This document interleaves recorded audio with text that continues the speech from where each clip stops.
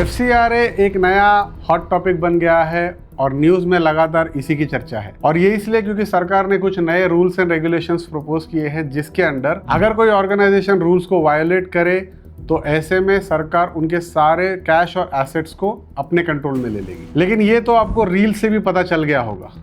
इस वीडियो में हम लोग FCRA को बहुत डिटेल में स्टडी करेंगे और ये पता करेंगे कि क्या ये सही में हमारे लिए जरूरी है। सो बिना किसी देरी के शुरू करते हैं FCRA का डिटेल्ड एनालिसिस। सो FCRA की हिस्ट्री समझने के लिए हमें ये समझना पड़ेगा कि FCRA है क्यों। So first of all FCRA का फुल फॉर्म है फॉरेन कंट्रीब्यूशन रेगुलेशन एक्ट और ये सबसे पहले आया था 1976 में। वीडियो शुरू होने के पहले मैं आपसे ये रिक्वेस्ट करूंगा कि अगर ये वीडियो आपको इन्फॉर्मेटिव लगे तो आप इस वीडियो को लाइक करें, चैनल को सब्सक्राइब करें और इस वीडियो को और ज्यादा लोगों के साथ शेयर करें। सो FCRA जैसा नाम सजेस्ट करता है, फॉरेन से आने वाले पैसे को कंट्रोल करता है। ये वो 5 अलग अलग पैरामीटर्स पर करता है, जैसे कि वो परमिशन देगा कि कौन पैसे लेगा, किससे पैसे लेगा, एक्सेट्रा। बैंकिंग को कंट्रोल करेगा, किस पर्पस के लिए पैसे लिए जाएंगे ये डिसाइड करेगा और उसकी रिपोर्टिंग को मैनेज करेगा। और अगर रिपोर्टिंग में कोई डिस्क्रिपेंसी पाई गई तो एनफोर्समेंट क्या होगा ये वो डिसाइड करेगा। सो जो 5 चीजें हैं जो वो कंट्रोल करता है, उसमें सबसे पहला है कि कौन फॉरेन से पैसा ले सकता है, किस अकाउंट के थ्रू या किस मेथड के थ्रू ले सकता है, किस काम के लिए लेगा और लेने के बाद किस तरह के डिस्क्लोजर्स देगा, और अगर इन रूल्स को ब्रेक किया गया तो क्या होगा। और एक बहुत इंपॉर्टेंट बात यह है कि ये जो लॉ है state ministry of home affairs के थ्रू कंट्रोल होता है। आज तक आपने देखा होगा कि जितने भी लॉस पैसे या टैक्सेशन वगैरह को लेकर होते हैं वो फाइनेंस मिनिस्ट्री कंट्रोल करती है, लेकिन इसका सीधे होम मिनिस्ट्री का कंट्रोल करने का मतलब है कि ये नेशनल सिक्योरिटी से बहुत क्लोजली कनेक्टेड है।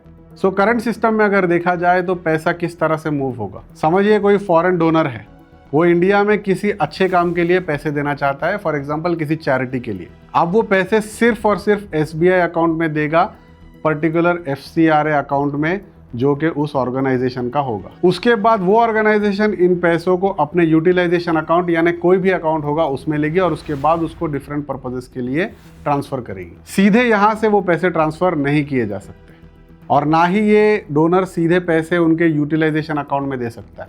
उसके बाद रूल ये भी है कि यूटिलाइजेशन सिर्फ अप्रूव्ड पर्पसेस के लिए होगा, जिस पर्पसेस के लिए उन्होंने FCRA लाइसेंस लिया है।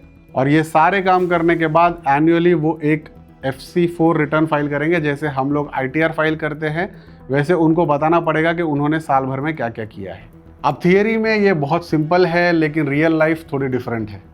आइए वो भी देख लेते हैं। थियरी में आपको पता चल गया कि पैसे कौन ले रहा है, थियरी में आपको ये भी पता चल गया कि कौन दे रहा है, अप्रूव्ड प्रोग्राम क्या है, किस रूट से पैसा आया, और एनुअल रिटर्न भी आपको फाइल हो गया। इट मीन्स आपको ऐसा लग सकता है कि सारी चीज़ें सॉर्टेड है, लेकिन प्रॉब्लम ये है कि असली रिसिपिएंट कौन है ये आपको नहीं पता चलेगा। हो सकता है पर्दे के पीछे कोई और है। फाइनल डोनर कौन है ये भी आपको नहीं पता चलेगा। हो सकता है कि किसी डोनर को कोई और ऑर्गेनाइजेशन पैसे दे रही हो ताकि वो इंडिया में कोई मैनिपुलेटिव प्रोग्राम चला सके। पैसे कहाँ खर्च हुए ये भी आपको नहीं पता चलेगा, क्योंकि ये बहुत डीप डाउन जाके ट्रैक करना पड़ेगा।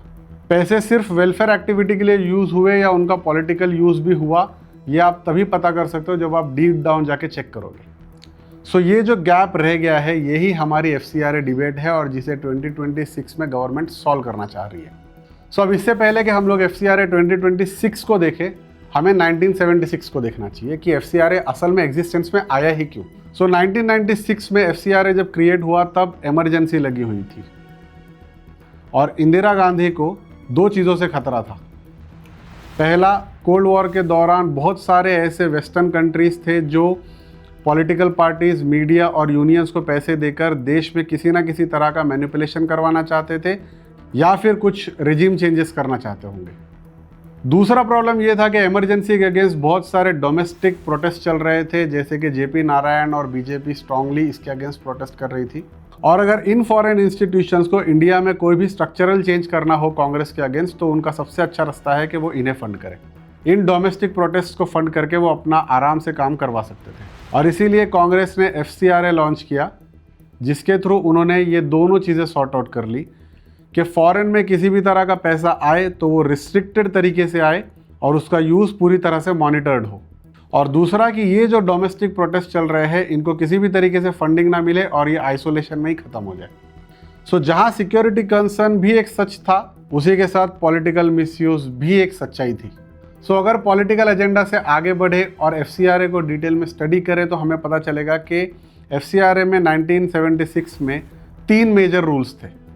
पहला, रेड डोर, यानी कि जहां से पैसे लिए ही नहीं जा सकते और जो लोग पैसे नहीं ले सकते, जिसमें आते थे election candidates, MP and MLAs, जजेस एंड पब्लिक सर्वेंट, जैसे कि मीडिया कैटेगरीज जैसे न्यूज़ चैनल, न्यूज़पेपर्स और कार्टूनिस्ट जो पॉलिटिक्स और अदर इश्यूज़ पे काम करते थे। दूसरा है येलो डोर, जहाँ पे आप पैसे ले तो सकते थे लेकिन आपको एक प्री अप्रूवल की ज़रूरत पड़ेगी, जैसे कि स्टूडेंट यूनियंस, ट्रेड यूनियंस, इनको लगातार अपने ऑपरेशन के लिए पैसों की ज़रूरत पड़ सकती है, तो ये पैसे ले तो सकते थे लेकिन इन्हें एक अप्रूवल की ज़रूरत पड़ेगी।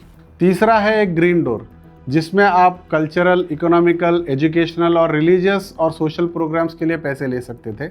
इसमें किसी भी तरह की रिस्ट्रिक्शन नहीं थी क्योंकि तब की सरकार को इससे कोई भी खतरा महसूस नहीं हुआ। इसमें आप किसी भी तरीके से पैसे ले लो और उसका कैसा भी इस्तेमाल करो, किसी भी तरह का कोई कानून नहीं था। लेकिन वो तब तक जब तक एक इशू 1982 में सरकार के सामने नहीं आया। सो 1982 में क्या हुआ, जेपी नारायण के एंटी गवर्नमेंट मूवमेंट्स को बहुत सारी फंडिंग्स मिली और कुडाल कमीशन के थ्रू इसे एनालाइज करने पर पता चला कि जो कुछ गांधीयन ऑर्गेनाइजेशंस थी जिनका काम बेसिकली सोशल वर्क था, उन्होंने वहाँ पे फंड दिया था और जिसके कारण वो प्रोटेस्ट बहुत स्ट्रांग हो गया था। जिसके बाद पहली बार गवर्नमेंट को पता चला कि एनजीओज भी एक प्रॉब्लम हो सकता है और यही वो दौर था जब फाइनेंशियल स्क्रूटिनी, यानी हमें फॉरेन के पैसे से किसी भी तरह का मैनिपुलेशन नहीं चाहिए, वो मिल गया पॉलिटिकल कॉन्फ्लिक्ट के साथ कि हमें अपने दुश्मनों को भी पैसा मिलने नहीं देना है। साथ के साथ ही एक और इशू जन्म ले रहा था जो था रिलीजियस कन्वर्जन। लेटर 1980s में ऑपोजिशन और रीजनल ग्रुप्स ने एक इशू रेस किया कि ट्राइबल एरियाज में कन्वर्जन बहुत ज़ोरों शोरों से हो रहा है और ये बिल्कुल हो सकता था क्योंकि एफसीआरए 1976 में इन चीज़ों को लेकर कोई भी प्रावधान नहीं था कि कन्वर्जन ना हो। अब अगर आगे देखा जाए तो कुछ 50 सालों में एफसीआरए के चेंजेस कुछ इस तरह से हुए। 1976 में एक्ट एग्जिस्टेंस में आया, 84 में जेपी नारायण के प्रोटेस्ट के बाद उसमें कुछ चेंजेस लाए गए जिसमें रजिस्ट्रेशन को और थोड़ा स्ट्रिक्ट किया गया।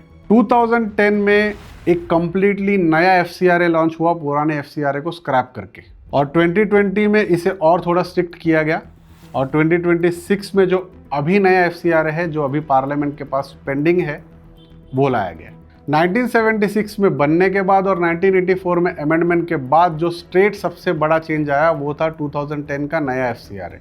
1976 के एफसीआरए में रजिस्ट्रेशन के बाद किसी भी तरह की एक्सपायरी नहीं थी, रजिस्ट्रेशन लाइफ टाइम वैलिड थे, जो कि एफसीआरए 2010 में 5 ईयर्स पे लॉक किया गया। मतलब एवरी 5 ईयर में हर ऑर्गेनाइजेशन को अपना एफसीआरए रजिस्ट्रेशन रिन्यू करना पड़ेगा। ऑर्गेनाइजेशंस के पास लाइफ टाइम लाइसेंस होने की वजह से वो किसी भी बैंक और किसी भी ब्रांच से किसी भी पर्पस के लिए पैसे यूज़ करते थे। लेकिन एफसीआरए 2010 में एक स्क्रूटिनी इंट्रोड्यूस की गई जो 5 ईयर्स के बाद लाइसेंस देने के पहले चेक की जाएगी और अगर उसमें फेल कर गए तो एफसीआरए कैंसिल हो जाएगा।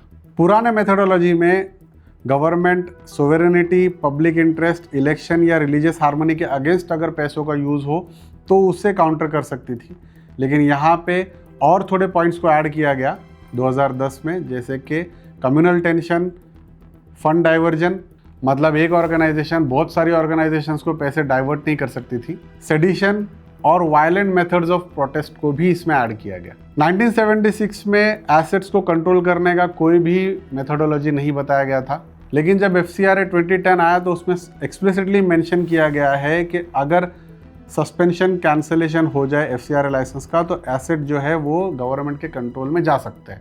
1976 में एडमिन एक्सपेंसेस में कोई भी लिमिट नहीं थी जो कि 2010 में 50% पर सेट कर दी गई। ये बहुत इंपॉर्टेंट पॉइंट है। ये बहुत इंपॉर्टेंट पॉइंट इसलिए है क्योंकि जो एनजीओज दरअसल इन चीज़ों में पाए गए कि वो लोग पॉलिटिकली एजेंडा बेस्ड चीज़ें कर रहे थे, अक्सर उनका एडमिन कॉस्ट बहुत हाई होता था। एडमिन कॉस्ट कहाँ जाता था, जैसे कि लॉयर फीस, रिसर्च, इन सारी चीज़ों में जो पैसे आप दोगे वो सारा एडमिन कॉस्ट में आता था।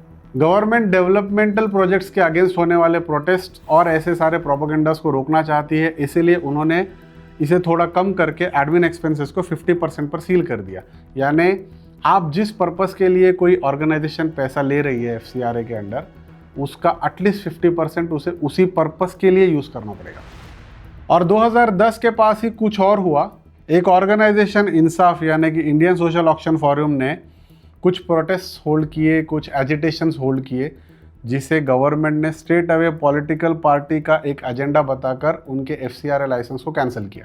जिसके बाद वो लोग कोर्ट गए और कोर्ट में ये फैसला आया कि जेन्युइन कॉज से किए हुए प्रोटेस्ट को पॉलिटिकल एजेंडा बताकर खारिज नहीं किया जा सकता। ये फैसला 6 मार्च 2020 को आया था, जिसके बाद इंसाफ ऑर्गेनाइजेशन वाले बड़े खुश हुए कि उन्होंने FCRA को हरा दिया। लेकिन उनकी ये खुशी बहुत ज़्यादा देर तक नहीं चली, क्योंकि सितंबर 2020 में गवर्नमेंट नया FCRA 2020 लेकर आ गई, जिसमें भी कुछ कोर चैलेंजेस को एड्रेस किया गया, जैसे कि सब ग्रांट्स।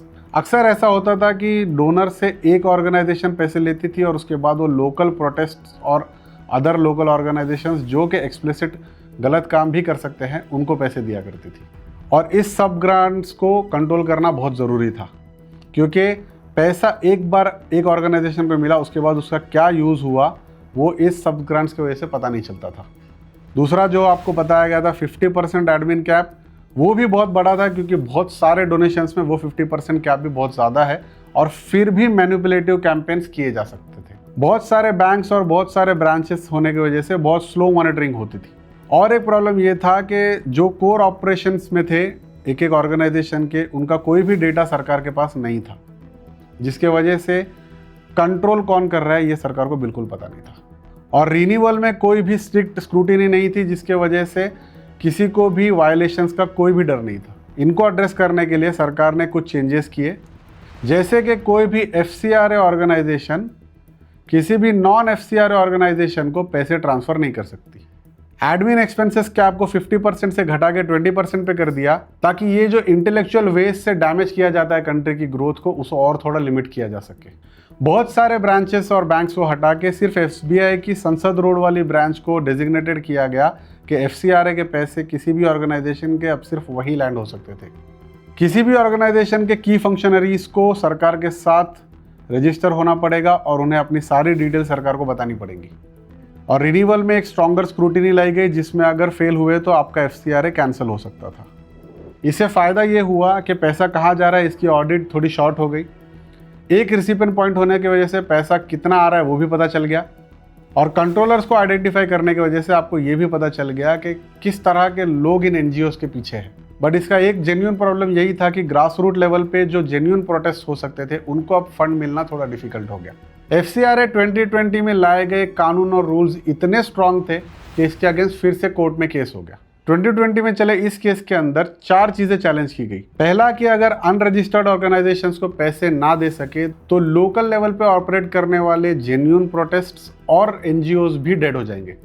दूसरा कि पैसे रिसीव करने के लिए सिर्फ SBI की एक ब्रांच का अवेलेबल होना, जिससे ये बहुत सारे नेशन वाइड ऑर्गेनाइजेशंस के लिए एक हेक्टिक टास्क हो जाता।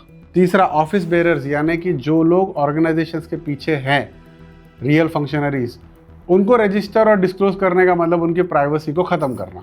और चौथा कि इनके कंप्लायंस रिक्वायरमेंट्स बहुत स्ट्रांग थे, जो कि बहुत प्रॉब्लमेटिक हो जाते बहुत सारे NGOs के लिए। लेकिन फिर भी 8 अप्रैल 2022 को सरकार ने ये सारे फैसले अपहोल्ड किए और इन सारी चीज़ों को खारिज कर दिया। उनका बोलना था कि receiving donations is not your fundamental right. अगर आपको कोई ज़रूरी चीज़ है तो आपको इंटरनली करनी चाहिए, बाहर से मदद मिलना आपको कोई फंडामेंटल राइट नहीं है, इसलिए ये अनकॉन्स्टिट्यूशनल नहीं है। अब चलते हैं लेटेस्ट इश्यूज़ पे। 2022 के रूल्स अभी भी इन्फोर्स में है, जिसके अंदर एक और इम्पॉर्टेंट चीज़ ये है कि हर NGO को पिछले साल के अपने खर्च में पहले सिर्फ 1 लाख दिखाना पड़ता था, जो उन्होंने अप्रूव्ड प्रोजेक्ट के लिए खर्च किया होगा। अब उन्हें वो 10 लाख दिखाना पड़ता है। 2026 में भी कुछ रूल्स इंट्रोड्यूस किए गए जो अभी लागू हो चुके हैं, जिसके अंदर कुछ पर्पसेस लिस्ट किए गए। उनमें से ही आप सिलेक्ट कर सकते हो कि आप किस पर्पस के लिए अपना NGO फॉर्म कर रहे हो और आपको किस पर्पस के लिए FCRA लाइसेंस चाहिए, जिसके अंदर कन्वर्जन बिल्कुल नहीं आता। इस तरह से उन्होंने कन्वर्जन को टैकल करने की कोशिश की है। तीसरा है FCRA 2026 बिल, जो ये बताता है कि अगर आप इसे फॉलो ना करो तो आपके एसेट्स के साथ क्या होगा, जो कि अभी भी पेंडिंग है और अभी जॉइंट पार्लियामेंट्री कमेटी के पास है। 2026 के रूल्स कुछ चीज़ें क्लियर कर देते हैं। जैसा कि मैंने आपको बताया कि पिछले साल आपको अपने खर्च में दिखाना पड़ेगा कि मिनिमम 10 लाख आपने अप्रूव्ड कॉज के लिए खर्च किए हैं। और आप जब भी कोई नया डोनेशन अप्रूव करवाने के लिए जाएंगे तो सरकार ये चेक करेगी कि आपने पिछले डोनेशन में से 75% पैसे यूज़ कर लिए हैं या नहीं, और अगर नहीं किए होंगे तो आपको नए डोनेशंस के लिए अप्रूवल नहीं मिलेगा। तीसरी चीज़ ये है कि आपको सिर्फ एक अप्रूव्ड एक्टिविटी के लिए ही लाइसेंस मिलेगा, और उसके लिए भी आपको different states and different union territories में अलग से अप्रूवल लेना पड़ेगा। यानी कि आप एक FCRA लाइसेंस पे पूरे देश में ऑपरेशंस नहीं कर सकते। और तीसरा कि आपको की फंक्शनरीज के बारे में बहुत सारी डिटेल्स रजिस्टर करनी पड़ेंगी, जैसे कि आधार एक्सेट्रा, जिससे सरकार को ये पता चलेगा कि कौन से लोग इन ऑर्गेनाइजेशंस के पीछे है, और अगर कोई ऐसा इंसान उसके पीछे हो जो पहले किसी एंटी इंडिया एजेंडा के साथ पाया गया हो तो उसे वो लाइसेंस नहीं मिलेगा। अब आते हैं मेन चीज़ पे जो कि बहुत डिस्कस्ड हुई है रील्स एंड यूट्यूब और न्यूज़ चैनल्स पर, जो है 2026 FCRA बिल। इस वक्त ये पेंडिंग है, ये अप्रूव नहीं हुआ है और जॉइंट पार्लियामेंट्री कमेटी के पास डिस्कशंस के लिए गया है। बट इसमें है क्या कि अगर किसी रीज़न से आपका सर्टिफिकेट एंड हो जाए, चाहे सरकार उसे कैंसिल कर दे या आप उसे सरेंडर कर दो या रिन्यूअल आपको दिया ना जाए, इन तीनों केसेस में आपके जो अनयूज फंड्स और एसेट्स है वो एक डेजिग्नेटेड अथॉरिटी के पास चले जाएंगे। एक अथॉरिटी के पास आपके एसेट्स का चले जाना यानी कि सीधे सीधे आपके एसेट्स की नीलामी हो जाएगी, ऐसा नहीं है। आपको एक विंडो दिया जाएगा इस रजिस्ट्रेशन को फिर से कंटिन्यू करने के लिए, जिसे अगर आप नहीं करते हैं तो उसके बाद आपके एसेट्स परमानेंटली स्टेट के पास चले जाएंगे, यानी कि सरकार के पास चले जाएंगे। उसमें वो दो चीज़ें कर सकती है, या तो वो उसे ऑक्शन कर देगी या फिर वो उसे सरकारी कामों में यूज़ कर लेगी। और यही वो चीज़ें हैं जिसके लिए ऑपोजिशंस ने आर्ग्यूमेंट्स किए हैं।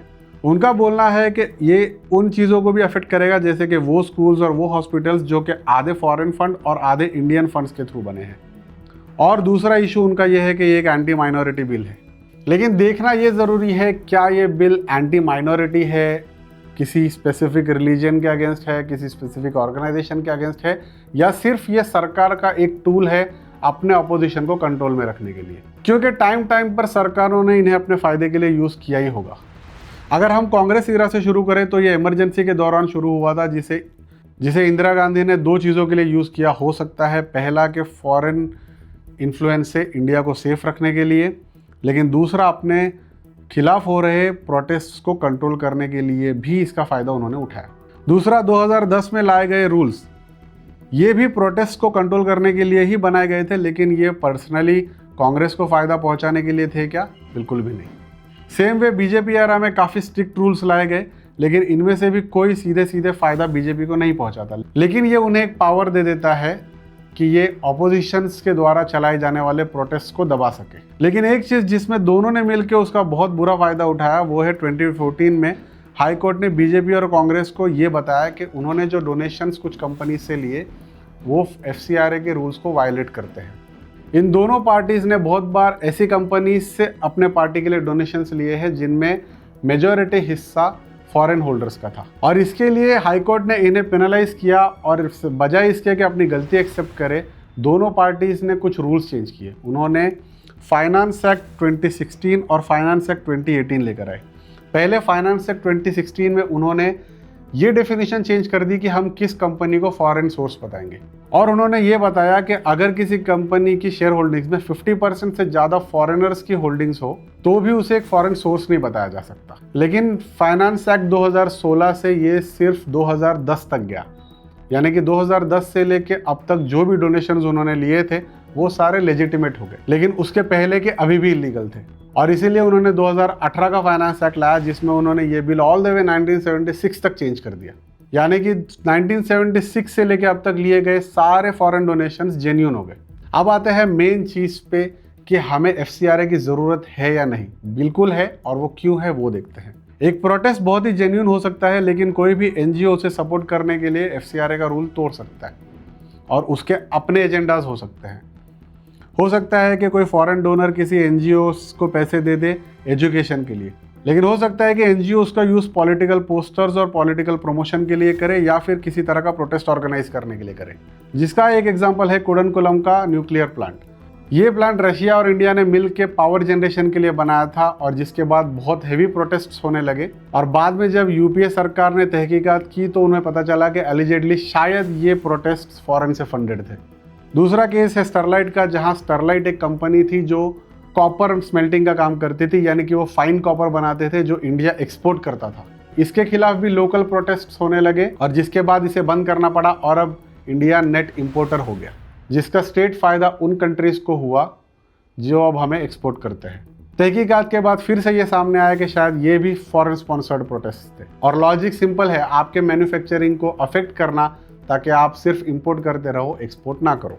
तीसरा जो सोशल इशू है वो है पीएफआई और सीए प्रोटेस्ट। जिसे भी ये लगता है कि पीएफआई एक जेन्युइन ऑर्गेनाइजेशन है, ये थिंकिंग ही इंडिया के लिए जेन्युइन नहीं है। पीएफआई बैन होने के पहले कंटिन्यूअसली एक इस्लामिस्ट एजेंडा चलाती थी। उनका एक पीएफआई मिशन ब्रोशर भी आया था जिसमें एलिजेडली वो 2048 तक इंडिया को एक इस्लामिक कंट्री बना देना चाहते थे। और जिन्होंने सीए प्रोटेस्ट में भी बहुत बढ़ चढ़ के हिस्सा लिया और सीए प्रोटेस्ट ने इंडिया में बहुत बड़े हद तक केओस क्रिएट किया था।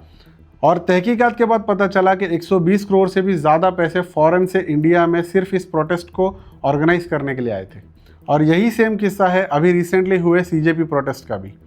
सीजेपी प्रोटेस्ट में भी कंटिन्यूअसली बाहर से खाने का आना, सोशल मीडिया पे सीजेपी की कंटिन्यूअस मार्केटिंग और इसे इतने बड़े लेवल पर सपोर्ट मिलना और बहुत ज़्यादा लोगों का इसे सपोर्ट करना इतना जेन्युइन प्रोटेस्ट नहीं लगता, क्योंकि झारखंड भी एक जेन्युइन प्रोटेस्ट ही है लेकिन उसे इतने बड़े लेवल पर सपोर्ट नहीं मिल रहा। सो इसमें भी एलिजेडली फॉरेन कंट्रीब्यूशंस का एक बहुत बड़ा हाथ दिख रहा है, यानी कि फॉरेन पैसा यहाँ पे इस प्रोटेस्ट को इन्फ्लुएंस करके बड़ा बनाने की कोशिश कर रहा था। अगेन वही चीज़ के फॉरेन का पैसा यूज़ करके इंडिया में एक रेजिम चेंज करने की कोशिश। लेकिन ये सारे एलिगेशंस अभी प्रूव नहीं हुए।